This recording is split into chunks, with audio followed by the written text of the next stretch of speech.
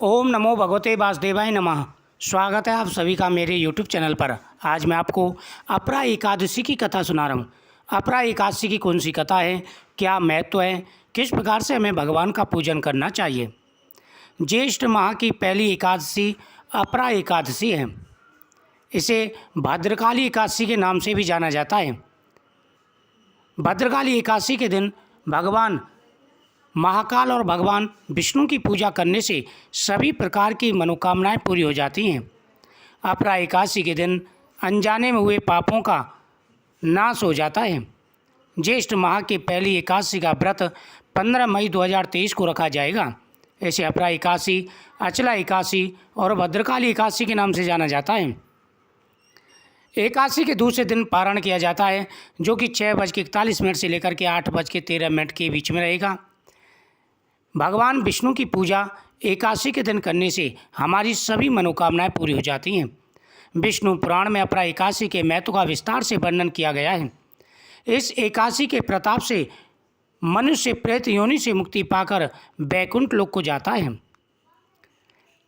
अपरा एकादशी के व्रत के प्रभाव से ब्रह्महत्या, प्रेत योनि, दूसरों की निंदा करने से उत्पन्न हुए पापों का नाश हो जाता है।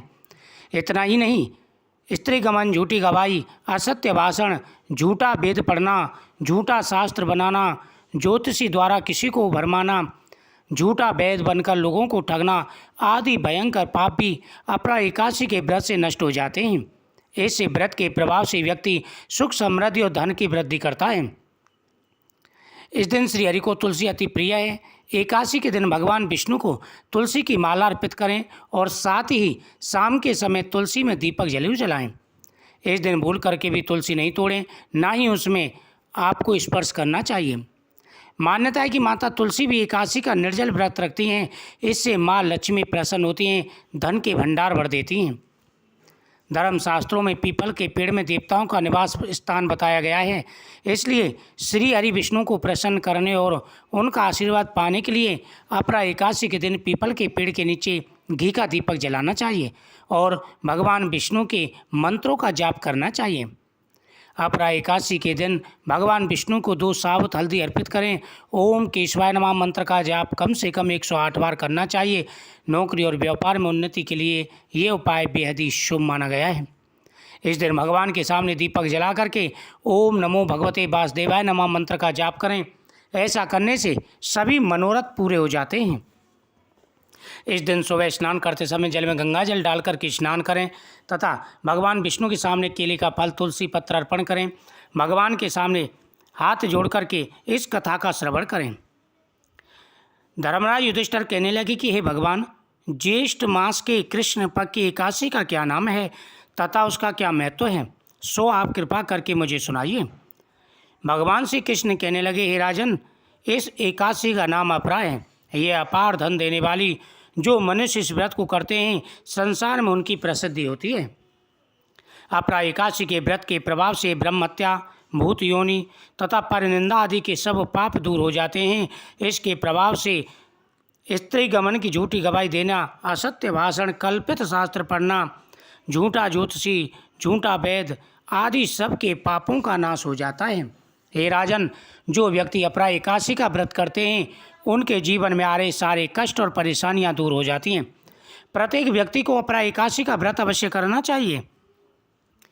जो क्षत्रिय होकर युद्ध से भाग जाते हैं वे नरक के गामी होते हैं, परंतु अपरा एकादशी का व्रत करने से उन्हें भी स्वर्ग की प्राप्ति हो जाती है।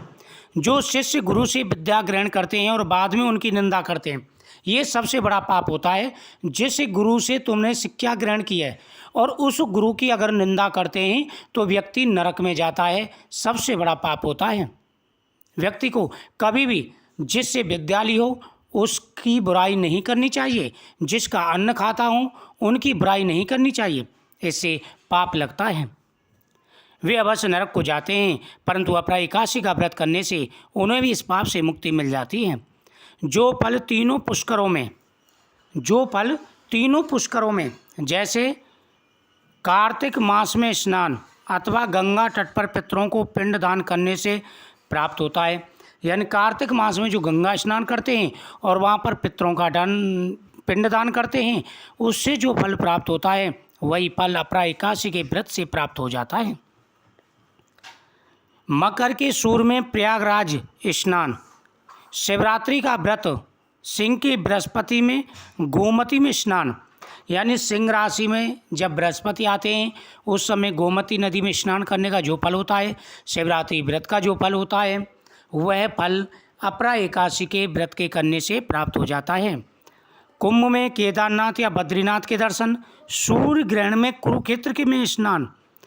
स्वर्ण अथवा हाथी घोड़ा का दान, यज्ञ में स्वर्ण दान अथवा अर्ध प्रसूता गौ का दान करने से जो फल मिलता है, वही फल अपरा एकादशी के व्रत से प्राप्त हो जाता है।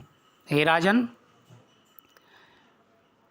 प्रत्येक व्यक्ति को अपरा एकादशी का व्रत अवश्य करना चाहिए। यह व्रत पाप रूपी अंधेरे के लिए सूर्य के समान है, अतएव पापों से डरते हुए इस व्रत को अवश्य करना चाहिए। जिस प्रकार से सूर्य ग्रहण में कुरुक्षेत्र में स्नान करते हैं उसका जो फल प्राप्त होता है, कुंभ में केदारनाथ या बद्रीनाथ के दर्शन करने से जो फल प्राप्त होता है, हाथी का दान करने से जो फल प्राप्त होता है, यज्ञ अनुष्ठान करने से जो फल प्राप्त होता है, अर्ध प्रसूता गौ का दान करने से जो फल प्राप्त होता है, हे राजन, वही फल अपरा एकादशी के व्रत मात्र से प्राप्त हो जाता है। इसलिए प्रत्येक व्यक्ति को अपरा एकादशी का व्रत अवश्य करना चाहिए।